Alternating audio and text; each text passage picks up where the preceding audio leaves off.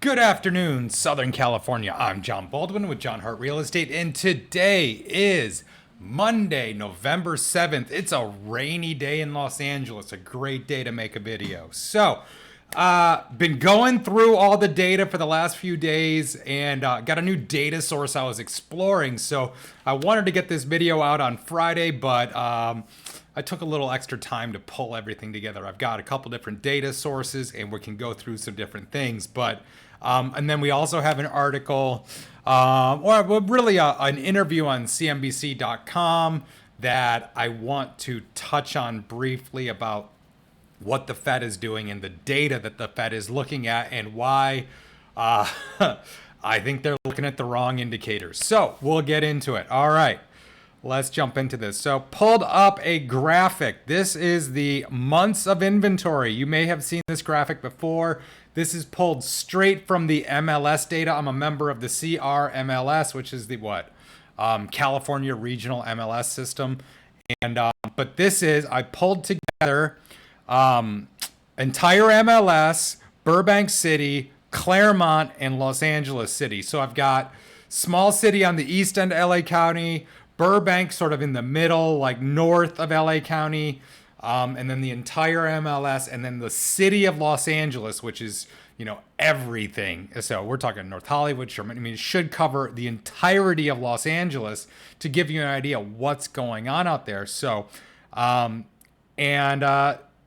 may have seen multiple videos where I'm like, you know what? We're not getting the inventory that we thought we were. Now you can see how we see this rate of increase here, where I'm going from, what's that? 1.0 in the city of Burbank and 1.5 in Claremont and 2.4 in the city of Los Angeles. This was April. And now we got up, we peaked at 2.6 months of inventory in Claremont, and then we've actually receded. Now, Claremont is very closely tied to the school year, the school system. They have 7 major universities plus great public schools, so their inventory numbers are always tied to the school year. So this is not an unexpected drop, but I just want to kind of point it out and then explain why that's going on. But look at what's going on. So this top number, 3.7, that's the city of Los Angeles. That's the entire city of Los Angeles. We're talking all the little cities that have their own names, Sherman Oaks, North Hollywood, you name it, are all part of this number. Now, I could go in and break it down by area too, but I thought this was a really interesting number because I've been seeing agents talk about how this is a buyer's market, and I'm not seeing it from a traditional definition standpoint. Now, is there opportunity for buyer? Are we in a very different market than we were to start the year? Absolutely. Houses are sitting on the market longer. Sellers are having to make concessions. You can get repairs made by a seller, which is huge. And so there's a lot of opportunity. There's a lot of leverage for the buyer against the seller to get a better deal.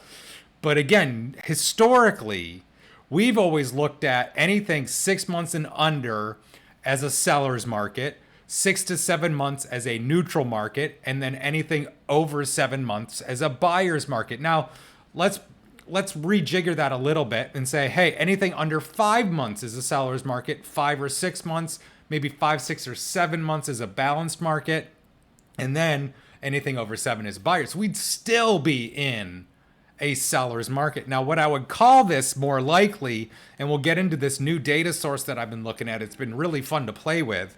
And it's something that I think we can definitely get some good data, and it has a good perspective. And I like how they pull it all together. But we're not getting the inventory numbers that we've been told we're going to get, because as the market slows down, people are going to put their house on the market and they're not going to sell. We're going to get this big glut of inventory, causing that downward pressure on prices. But what we're seeing right now is payment pressure. This is all interest rate pressure. And as people's payments explode because interest rates have more than doubled since the beginning of the year, that's what we're seeing. We're seeing a buyer pullback. So the people that need to sell are needing to make concessions. Those people that don't have to sell and can sit tight, they're not putting their house on the market because they don't need to. So we're moving from a like, hey, let's sell the house and see if we can get into a bigger house for, for fun. We're now in a market where the people who are buying or selling are selling out of necessity, not out of opportunity. So this is a different situation than we were. We had a lot of people just getting in because of the historical, unbelievably low interest rates that we were getting, which created a massive opportunity for long-term wealth gain. But the thing you need to think about right now is, all right, we're going into recession. And if real estate has even a slight pullback, which the data that I'm looking at from Keeping Current Matters is only saying that a small portion of the markets are going to have a 1 to 3% pullback. A few more are going to have slightly larger, but a majority of them, like over 600 markets, we're going to have like 1 to 3% growth.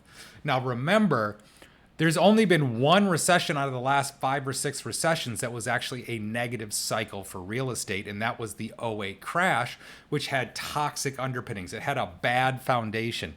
The foundation to the current market is rock solid. We are sitting on a ton of equity across the country.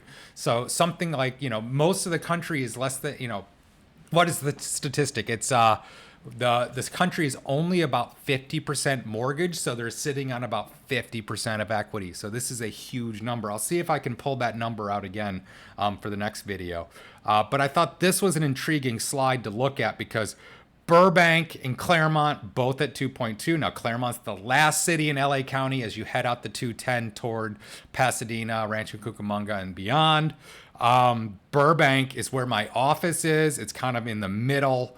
And it's a good indicator. It's got, school district. It's got a lot of draw from like the retail sector, and then it has media companies. So it's a good indicator of what's going on around the Southern California area. And then the entire MLS is sitting at 2.4 months of inventory. Now, obviously, that's just California because I'm a California agent.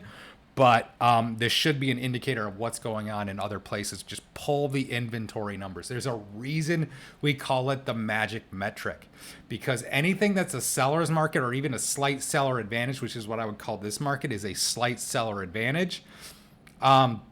We just don't have the inventory. So the inventory, just the demographics of how many houses and condos and townhouses are on the market is what is driving this. And then it's payment pressure.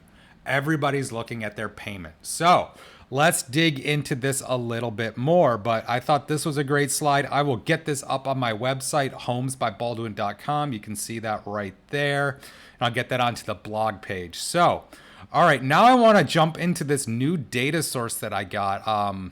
Colleague of mine sent this to me, and I am digging this website. I like how they put this together. Now, this is data for the city of Burbank. Again, that's where my office is. And this week, the median list price for Burbank is $1,180,000 with the market action index hovering around 52. This is about the same as last month's market index of 52. Well, it seems almost identical to me, 52 and 52, but I'm sure there are probably some decimal places that we're not seeing. So we have an inventory. We actually had a decrease. So, but I want to get into this. This is saying strong seller's market because they're looking at the inventory numbers. When you have only 2.2 months of inventory for houses, or the other slide was everything houses, townhomes, condos.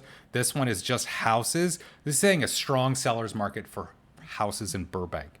The reason is it's just no inventory. So you're going to have, if you have 10 people looking for houses in Burbank, you may only have 5. So I'm saying this is a tight market still, and until we get the inventory numbers up, I'm not anticipating us going off a cliff. Now, a slight pullback, a mild correction because people's payments exploded, that is definitely what we're seeing right now, is a modest pullback because of buyer activity, not because of a ton of houses hitting the market, creating downward pressure because of a supply side issue. What we're having right now is a demand side issue. It's a demand side faltering. The Fed is actively trying to impact the demand side of the equation because they're trying to cool the market off. They're trying to cool off everything and encourage. This is the other thing. They're encouraging savings. They're encouraging you to put money into things that grow because of the interest rate. So bank accounts, savings accounts, things like that grow because of the interest rate. So let's keep going into this data though. All right, median price for new listings, price per square foot actually looks like it ticked back up. Average days on market, that is definitely ticking up just a scotch. I mean, it's only from about a month ago. It's about up 10 days, but that's not that much, considering what it was in July. So that's some interesting data. See, I like how they put this together. So I'm going to be playing around with this website a lot more, seeing what I can find. But I also wanted to pull this chart for you. This is their inventory chart. And I'm still learning how to read it. But yeah, so I like how they're using the 7-day average and then the 90-day rolling average. Like sometimes I look at the InfoSpark stuff that I pull, that first slide that I showed you, and I'll do the 3-month rolling average to kind of smooth out the frothiness, the day-to-day churn of what's going on. And then I'll give you a good idea of trends instead of the day-to-day frothiness of it. And then, here are the segments. 8 to 10,000 square foot lot, 2,800 square foot house, roughly 1.9, 1678 square foot house, roughly 1.35, and this will just keep going down, kind of showing you roughly what you're seeing in Burbank. So this is really cool data. And then if you go into condos, it's different. And see, I kind of like how they're breaking apart houses and condos because they are different animals. And so this is saying that it's a slight seller advantage. And I would put that to the overall market right now as slight seller advantage, not a neutral market, not a buyer's market, but a slight seller advantage market strictly because of inventory. But because buyer demand has faltered so much, buyers are able to negotiate a lot harder.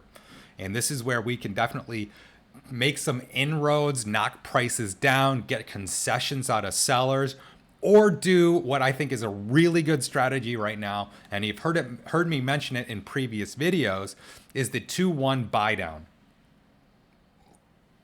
The 2-1 buy down buys your interest rate down for the first 2 years. The first year it's 2 points below market. The second year it's 1 point below market. And the third year you're at market. But hopefully by that time we're in a position that we can refi into better rates. So there was an article on housingwire.com today that I saw that's talking about how they think that what Fannie Mae was saying about 2023 with rates coming back down a little bit, that's what they're thinking. And I think that has a lot to do with when you come out of a recession, one of the things that you do is you pull interest rates back down to spur growth again. So when you come out of a recession, you actually usually get a nice bit of rapid growth coming out of that recession. So this is a really good time to buy if you're willing to do that 2-1 buy down or do a 5-year, 7-year, or 10-year adjustable rate mortgage, knowing that you need to watch and time the market for when you can do a refinance. As I said, I'm not a big fan of the marry the house, date the rate advice, unless it's couched in the right terms where you need to be able to afford the full payment and not be banking on being able to refinance in the short term. You need to be able to afford the full rate. And then when the opportunity arises, refinance and make it better for you. But I want you qualified at the full rate, not just, hey, I think I'll be able to refinance and I can squeeze through for a little while. So I'm hoping that makes sense. But let's pull up, let's do another city. I will do Sherman Oak. I can't type today. I'm sorry. Let's see if it'll pull it up. All right. We're going to do the entirety of Sherman Oaks here.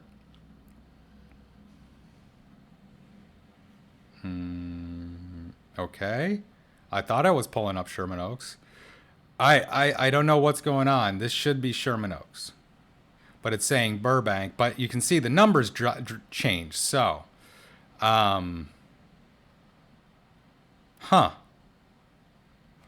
let's try another city. Well, here, we'll do Claremont. We'll do Claremont by zip code. See what happens here. There we go. All right, it changed it this time. I think that must have been a glitch in their system. I'm doing this live, so you're seeing all my errors. But this is, yeah, I would say this is a strong seller's market again because of inventory and the lack of houses to sell. If we had more houses to sell, then we'd have that downward pressure on prices. But with only 2.2 months of inventory, even with interest rates going up, there's not a lot of downward pressure on prices except for what the buyer's payment is going to be. So the sellers with low interest rates on their current mortgage, they're not in a hurry to sell, and that those low interest rates on their current mortgage, on their current first, allows them to hold tight, because if you have a 2.5% mortgage, you're sitting pretty right now. So let's see what the condo market has to do in Claremont.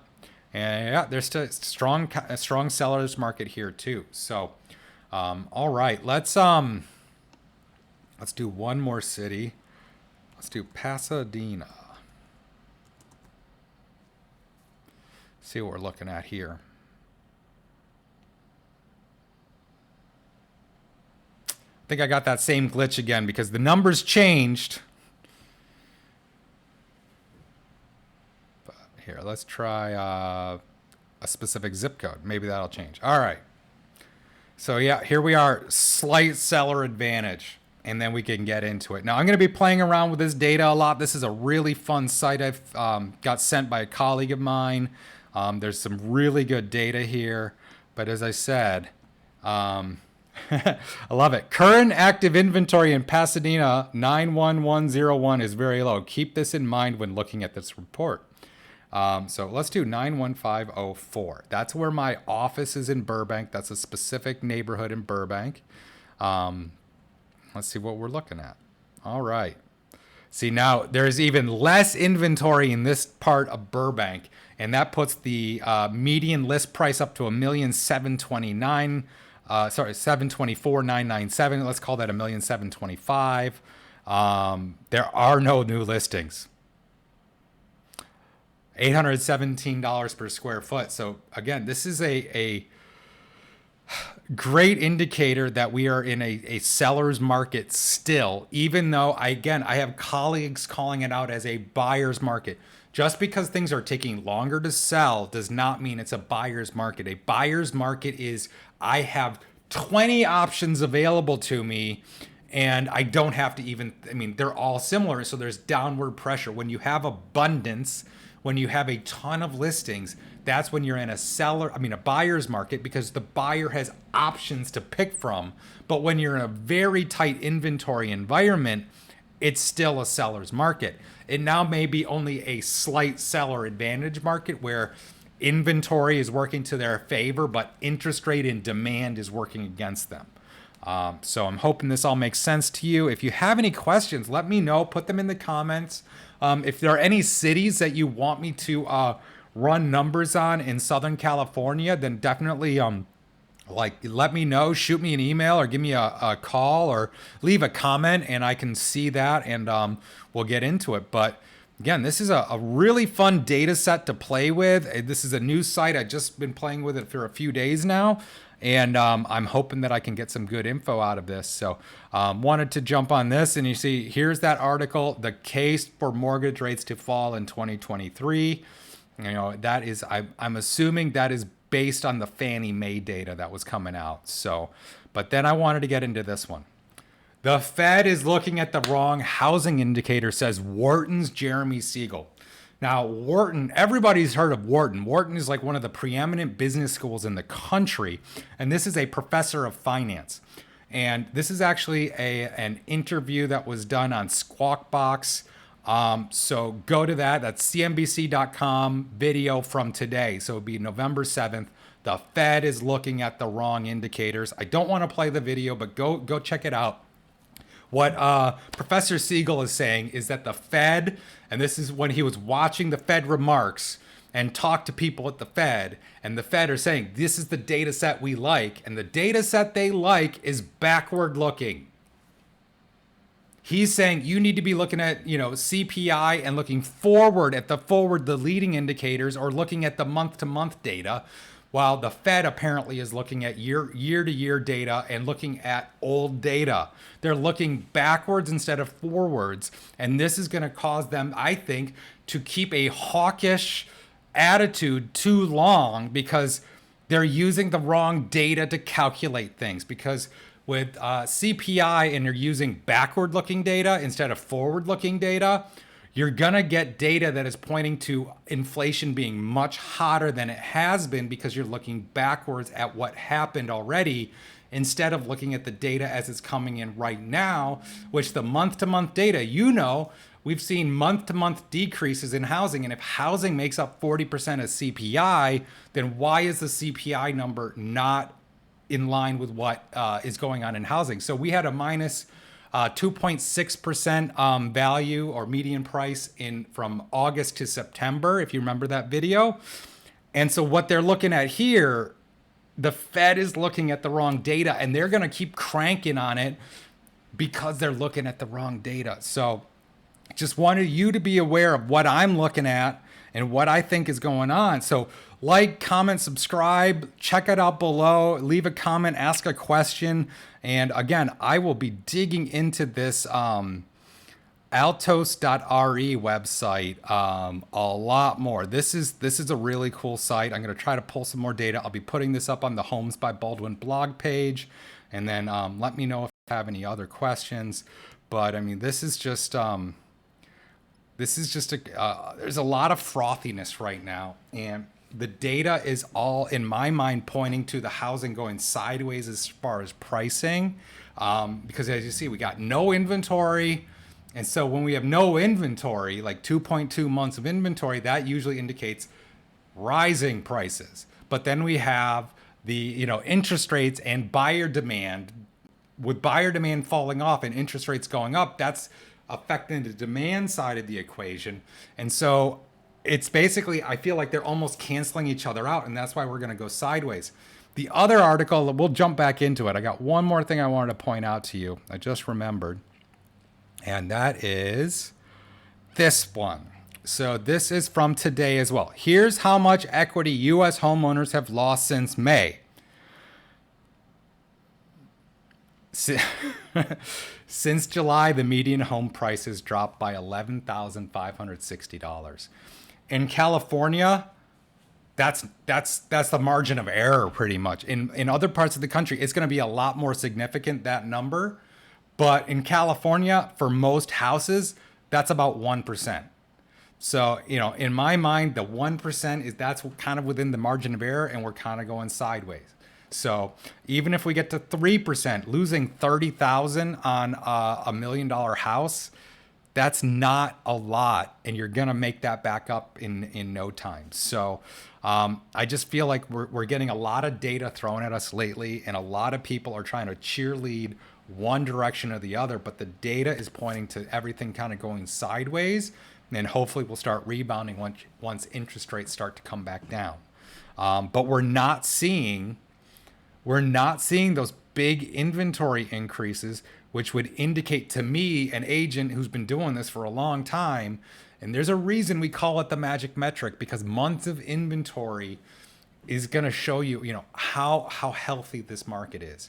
And we are still under 4 months of inventory across Southern California. So what I'm seeing and what I'm thinking we're going to have is basically go sideways until interest rates come back down, unless something major happens in the economy, then all bets are off.